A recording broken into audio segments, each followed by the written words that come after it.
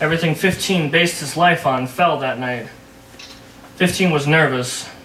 15 knew he was on the wrong path. 15 was on a downward spiral, and it began with killing a rapist inside him.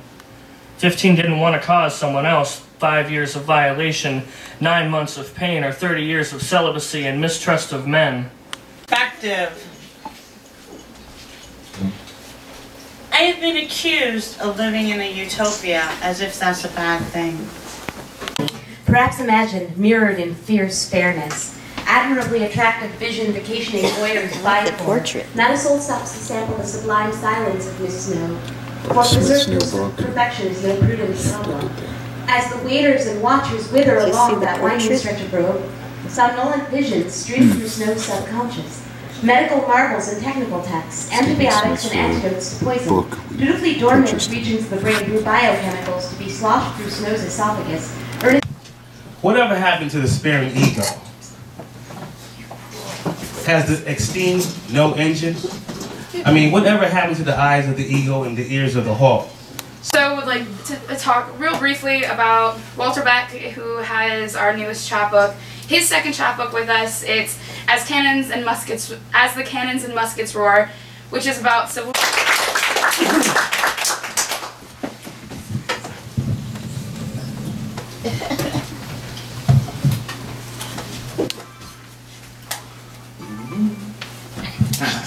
Hey. Hey. Some really good poems in open mic. I'm gonna apologize to whoever is reading after me that I won't be able to hear you read. You've heard this before. I have. Which is why I want to hear you read.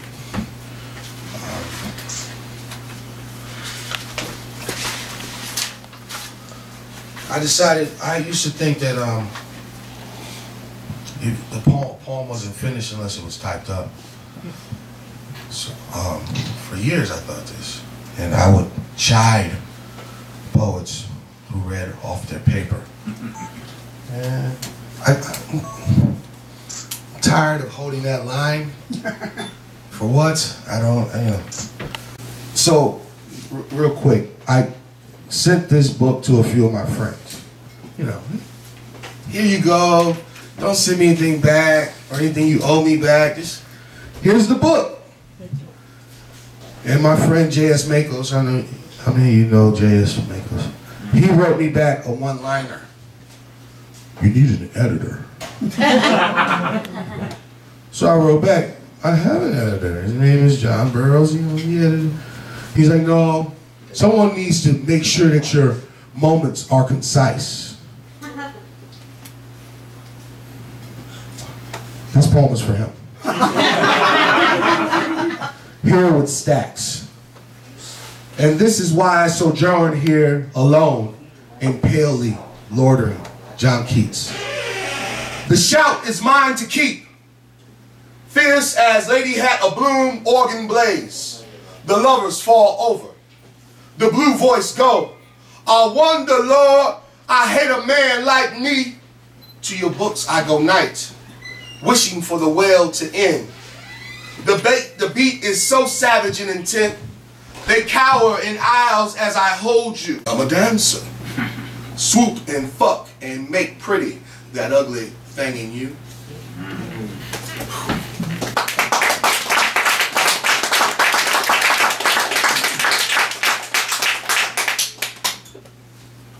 This is my last book on Tiny Patron Press. It's called The Lovers. I want to publicly announce Tiny Patron Press is no longer a press. So this is the very last book that press did. Homosexual in the mind and fashion. Hey. The Black Peach. Or as Philip Ross said, Kepesh. But fuck him. I'll say Kepesh. Because then it has a double. It would be funnier if he had not written it. This man of letter told in blackface. I mean, okay. That's fine. Let's not fuck that up. I said this book is funny, then you read a real bad one. Okay. Nah. All right. The 9, the perch, and the years. I want you to kiss me without me saying a word. Just because these eyes deserve a chance at beautiful. It went beyond, you tell. A glimpse along the older, frayed photographs kept as relief or petty pecks. I have never been with someone beautiful, she said. I have, I thought and could not say. So keep close to lions, the elders never do. Let us not whisper in secret, for some has held the pressing, others collecting needs enough. But we hear our poems in snatches, when others can scarcely take the hissing. How long will it last? My magic fades when you get close, so perhaps a year more if you were cunning. The magazine boy kept you regular, so cursing his name will not keep me. It's not as if you're not beautiful, I just cannot deal with you speaking. So kiss me this once, under this marrow tree, across from a lifetime of purchase, in the dead afternoon when all can see. So leave and never bring my name to your lips again. If you tempt me hating you, if you must ask if I could love you longer than a lion, just because the sentences I kept to pocket, never tried to run.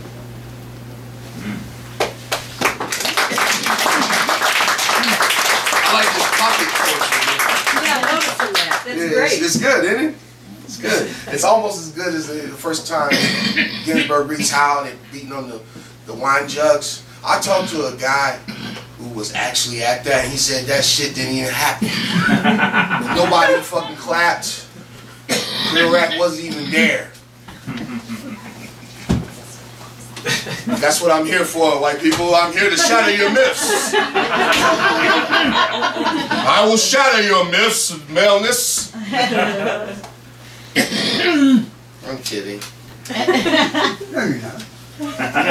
Only partly. Oh. Rapid eye movement. I was like, but we got third in the nation. I mean, there's only 2 more spots. You don't win no money. There's no money, just so you know. There might be money now, but there's no money. But if I was slamming, I would read this poem and go over the time limit. But everybody would clap. Moloch, Moloch. This was not a generation, it was a genocide. My corpses plowed along internet apathy or strewn toward ghosts, the angry children, fear imposed, play past to passive, flick flowers, grave are you. The postage stamp heroes we will not be. This is no generation for we alarm their shacking jaws, rooted magic, napalm inside me for you, me that's flinging and failing, me general boys who weep gutters, me of women who singe their stolen hoods, clits singe proper skirts up, the money is looking, me of stark hovels, the comforting comfort, me broken vows, the worthy say so, this was no generation. Leaders lobbied, the state lobbied, the dope flow, secrets uttered obscene, homo bitch nig with an A. Before they wore ourselves silly trumpets, cowbells and awkward phrasing, twit twit, we wish for itching despair, paths so diseased, the puss ooze out in vogue, night of prayers. People who love too much, shove just enough. Go Vita, go street, go ape, shitting dawn and no care, go Jesus, go life, so fuck your womb, we know better. Go cynic, go list, go for goods hatched in distraction, go pummel, yes pummel, but we drag our dicks like clubs in ambition, go modern, go fleets of madness, we all must be.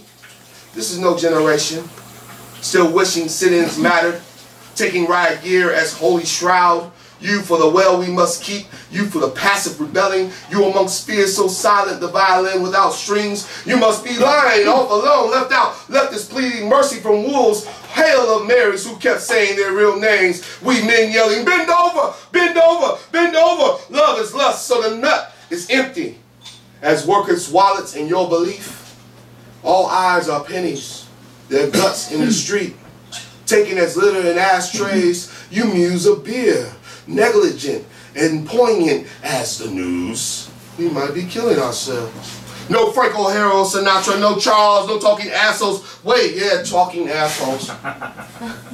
No Alan, no Jack, no Patty or Leroy, just the beginning, the heady amongst us now.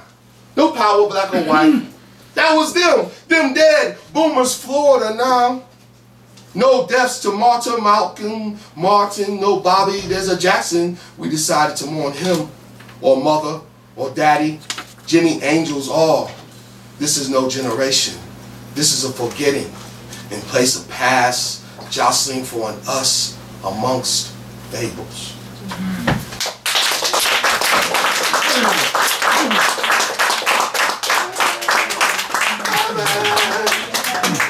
Cheers. I got the next one. Oh, I wish I had it on a memory stick. R.A. was talking about the last time he read here with Daniel Gray Contour and how he made an ass of himself. God, I wish I had that on. I wish I had recorded that, but that's why I'm mentioning it here, just to note it. After a few pipes, Cat said, "That's all." 45 minutes later, Cat said, "I lied," and passed around the last 2 bowls. The guide offered to let us stay in his place for the night, even though he wouldn't be there. But we wanted to get back to Michigan, and declined. He took us even further on our mutual way. I bought their wares, chose $6 chant, and they took me back. The old bait and switch. I go for sex, get enlightenment. This morning, after deciding after 6 days being on stone that was enough. Coffee cafe. Ching, ching, ching, and caffeine caravan. To higher heart, skipping beat, ringing ear, running mouth, yappity yap social gap, whitening eye, wondering why, so slow the slide. No, so slow the slide, with wake and bake and token soap, balm and bath, soothing sorrow, less the stress, calm tomorrow, burn and bless. All the S's are $signs. Super The true soul. light is at the bottom of the tunnel or funnel, sang sweet Alice as she fell out of Madam's darkroom after one too many mushrooms with no knowledge. This is the first time I've ever read this. This is not working right. Okay, let's try this again. Super soul. True light is at the bottom of the funnel, sang sweet Alice as she fell out of Madam's darkroom after one too many mushrooms with no knowledge of the knell, pelting past the unplugged tunnels to the land of supercell.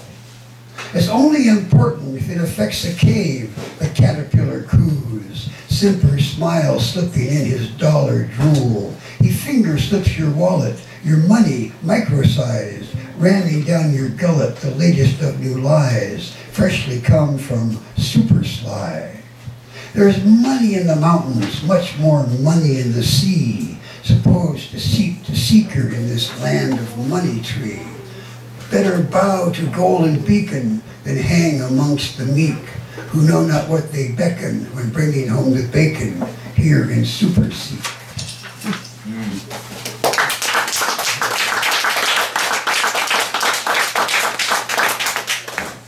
Tonight, you also might be pumping pie, depending on what you're doing at the time.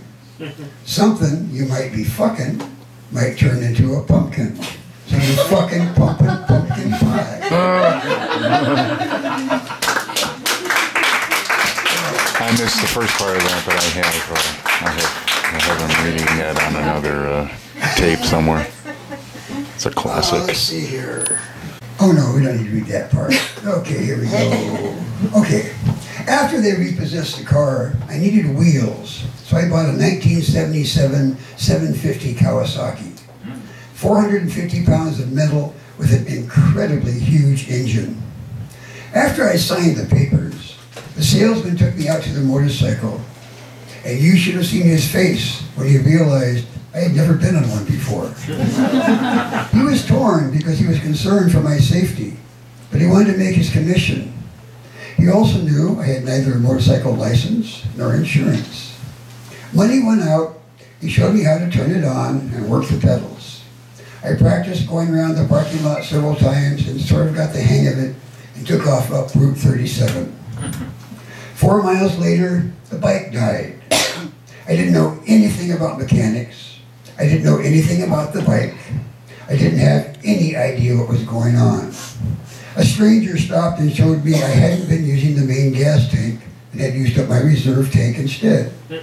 So I started back up 37. It was a gorgeous summer day.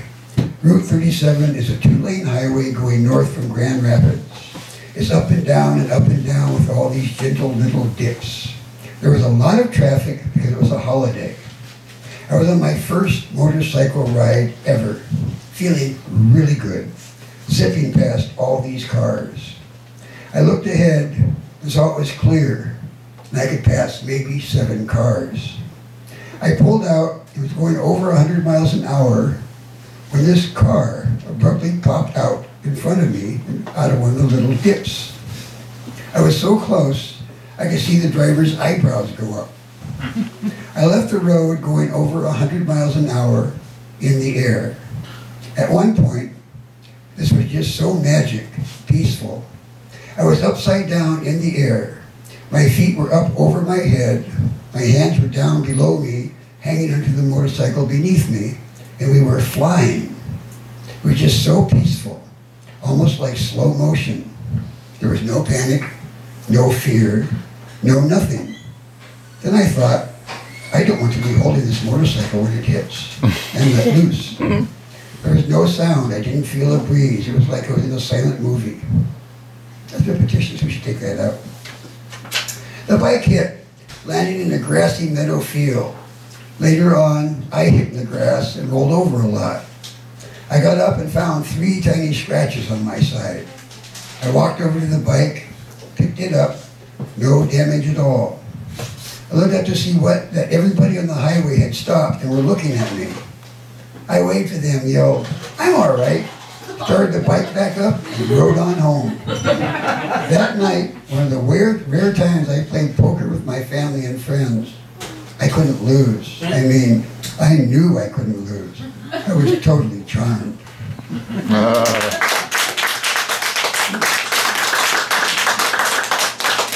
I wake up every morning with a smile upon my face.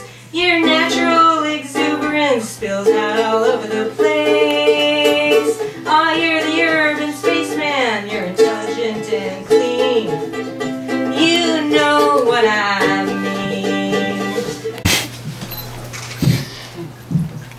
You had to be there.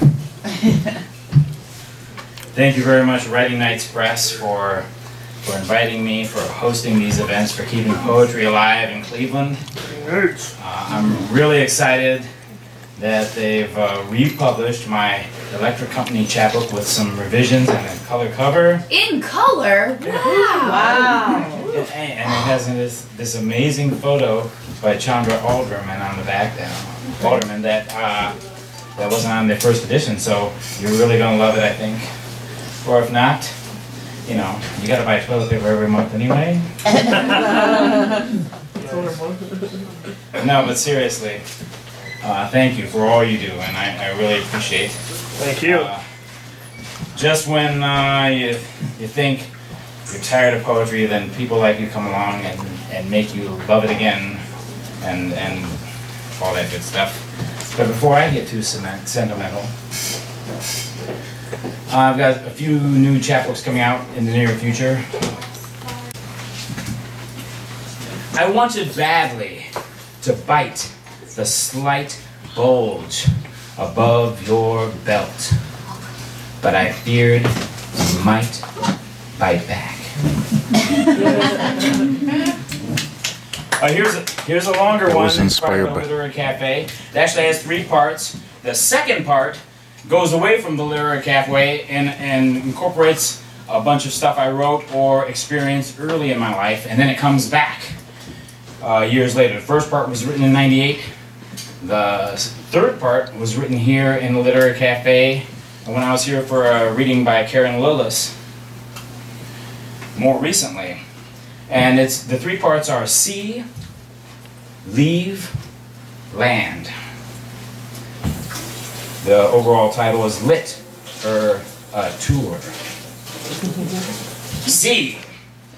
At the Literary Cafe, I tap my HP laptop just in from the back room where Tremont's self-named pretentious artists are drawing Jerry's portrait.